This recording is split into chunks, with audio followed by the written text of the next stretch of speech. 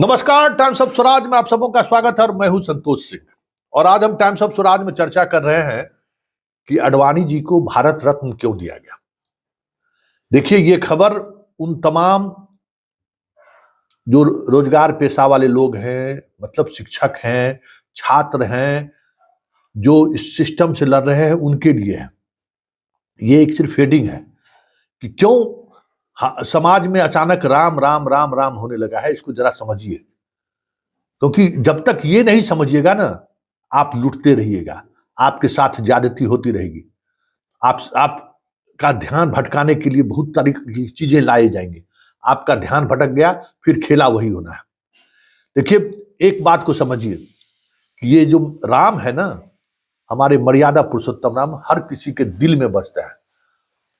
लेकिन राम का अगर सियासतकरण हो जाए, राम के सहारे सियासत चलने लगे, तो फिर सतर्क हो जाइए।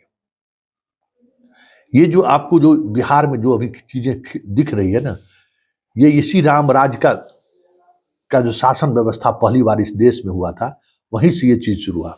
वाजपेयी जी, कवि हृदय वाले लोग, सबसे पहले उन्होंने क्या किया? पेंशन बंद किया। ये जो शिक्षा मित्र वगैरह देख रहे हैं, सब वहीं से पैदा लिया, कॉन्ट्रैक्ट पर बहाली के लिए। आप कांग्रेस को लाख गाली दीजिए, जितनी आलोचना करना है करते चलिए, कोई दिक्कत नहीं है। हटाइए, खत्म कर दीजिए, भेज दीजिए हिंद महासागर में, कोई दिक्कत नहीं है। लेकिन डेमोक्रेटिक इंस्टीट्यूशन बचे रहे, इस पर जरूर गौर करिए।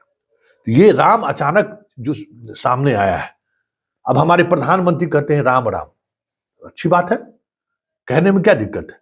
लेकिन राम राम के सहारे जो सियासत करना चाहते हैं, वो सतर्क है। देखिए, आप वोट किन्हीं को दीजिए, स्वेच्छा से दीजिए, लेकिन वोट देने से पहले वो सामने वाले को पहचान लीजिए कि सामने वाला व्यक्ति कैसा है, सामने वाले व्यक्ति का क्या लक्ष्य क्या है, ठग तो नहीं रहा है। तो आडवाणी जी को देखिए, अमूमन भारत रत्न अवार्ड कब दिया जाता है? 26 जनवरी से ठीक पहले उसकी घोषणा होती है, और इस बार भी घोषणा हुई, लेकिन उस समय आडवाणी इनको याद नहीं आया। क्यों नहीं याद आया? जरा इस राजनीति को समझिए। उस दिन अगर आडवाणी जी को दिया रहता तो चलिए एक अलग तरीके की चीज होती। देखिए, ये पूरे 2024 के लोकसभा चुनाव तक हमारे आपका सबका ध्यान राम के सहारे उस ईवीएम पर बनाए रखना चाहता है, जिसके सहारे ये प्रधानमंत्री बनना चाहते हैं। और हो ये रहा है कि हर 72 घंटे के बाद, 2-4 दिनों के बाद वो चीजें ठंडा पड़ने लगती है। राम जी का मंदिर, भाई आप मंदिर बना, सब लोगों को उत्साह है, मंदिर में लोग पूजा करने के लिए जा रहे, लाखों लाख पूजा करने के लिए लोग जा रहे हैं अभी। लेकिन इनको पता है कि जो लोग पूजा करने जा रहे हैं, वो अपने आस्था, राम के प्रति जो आस्था है, उस आस्था की वजह से जा रहे हैं। और इनकी सोच है कि नहीं, वो आस्था हम में बदल जाए, वो हो नहीं रहा है। तो उसको बनाए रखने के लिए ये सब खेल हो रहा है। राम मंदिर बना, जो हुआ, उसके बाद जुबान पर राम राम लाया इन्होंने, वो 12 घंटे के अंदर में फुसफुसा गया, कोई राम राम कहना नहीं शुरू किया। तब अब आए कि आडवाणी जी को दे देते हैं, आडवाणी जी के सहारे राम की चर्चा होगी। तो ये सारी चर्चा क्या है? इन सारी चर्चाओं के सहारे हमारे आपके सिविल राइट पर हमला बोला जा रहा है। मतलब हम नौकरी के लिए बात नहीं करें, रेलवे में बहाली नहीं हो रही है, उसकी चर्चा नहीं करें, शिक्षकों के साथ अन्याय हो रहा है, उसकी चर्चा नहीं करें। क्यों नीतीश कुमार आज गठबंधन तोड़ के गया है? कभी ठंडे दिमाग से सोचिएगा। अगर वो गठबंधन तोड़ के नहीं जाता, तो हो सकता है कि जो मीडिया है ना, वो आपके साथ खड़ी रहती। मीडिया आज आपके साथ खड़ी रहती, आपके डिमांड के साथ मजबूती के साथ खड़ा रहता है। और जहां हम न्याय पाने जाते हैं ना, वहां और मुखर न्याय मिलता है हमको, आपको। ये बात सरकार के समझ में आ गई थी कि जो काम हम करने जा रहे हैं, जिस तरीके से हम अपने शिक्षकों को, हम रेलवे बहाली में हम युवाओं को मसल पीसने जा रहे हैं, चींटी की तरह मसलने जा रहे हैं ना, अगर उनका ध्यान नहीं भटकाए तो फिर बहुत आफत आ जाएगी। तो शिक्षकों के साथ अत्याचार, शिक्षक बहाली के में योग्य लोगों को बाहर करना, सॉल्वर गैंग को मजबूती प्रदान करना, उसके सहारे सीटों को बेचना, ये सारे जो प्रेशर ग्रुप थे ना, वो ग्रुप इस सरकार को से नीतीश को अलग होने में मदद किया। क्योंकि उनके अधिकारी जानते थे कि अगर ये राजद के साथ रहेंगे तो यहाँ भी ईडी सीबीआई आ जाएगा। इस बात को समझिए। और यहां भी जुडिशियरी का जो है सो इंटरफेरेंस बढ़ जाएगा। मीडिया वाला खबर चलाना शुरू कर देगा कि कैसे कैसे चीजें आ रही है। आप देखिए सरकार बदली, जो कुछ भी थोड़ा बहुत खबर चल रहा था आपका, वो खबर आना बंद हो गया ना।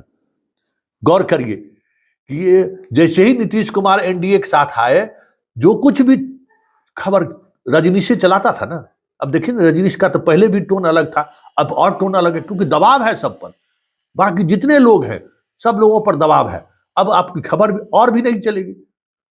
अभी सक्षमता परीक्षा को लेकर जो सवाल खड़े किए गए हैं, वो खबर चलनी चाहिए ना कि भाई आप जो विधानसभा से बिल पास हुआ, जिसके आधार पर कानून बना, उस कानून को आप कैसे नजरअंदाज करके कह दीजिएगा कि नहीं सबको बर्खास्त कर दिया जाए, अलग से प्रस्ताव पास करके सरकार के पास भेज दिए। ये सारी चीजें इसलिए हो रही है कि हमारा आपका ध्यान भटकाने में ये पॉलिटिशियन कामयाब हो जा रहे हैं। कभी धर्म के नाम पर, कभी जाति जनगणना के नाम पर, कभी नौकरी में आरक्षण के नाम पर, कभी राम जी के मंदिर के नाम पर। ये सारी चीजें ऐसी है ना, वो हमारे आपका जो बुनियादी सवाल है उससे हम लोगों को अलग कर देता है। वहां सोच हम लोगों का जाने ही नहीं देता है। इसलिए ये आडवाणी को भारत रत्न देना आडवाणी के बीजेपी के इस उत्कर्ष तक पहुंचाने का पुरस्कार नहीं है। ये पुरस्कार उनको इसलिए दिया गया है कि आडवाणी के सहारे फिर 2-4-5 दिन राम जी आगे बढ़ जाए।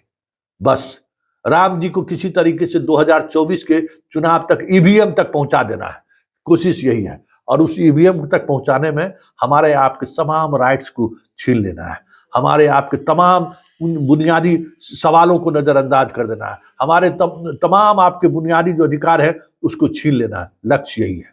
इस बात को समझिए, और जब तक ये नहीं समझिएगा आप लड़ाई जीत नहीं सकते हैं, क्योंकि वो सामने वाला बहुत छलिया है, सामने वाला बहुत शातिर है।